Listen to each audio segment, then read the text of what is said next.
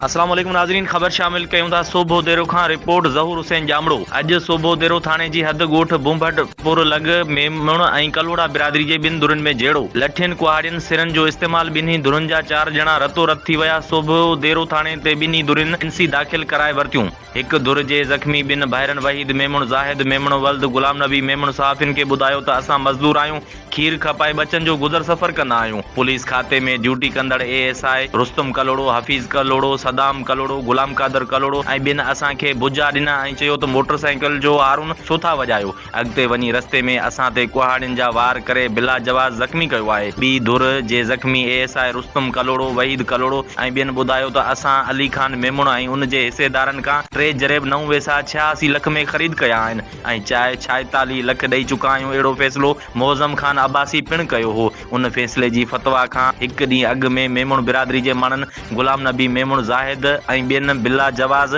असां ते हमिलो करे ज़ख़्मी कयो आहे। ॿी धुर हिक ॿिए मथां हमले करण जा इल्ज़ाम पिणु लॻाया। ॿिन्ही धुरनि आला अख़्तियारनि खां इंसाफ़ जी घुर कई।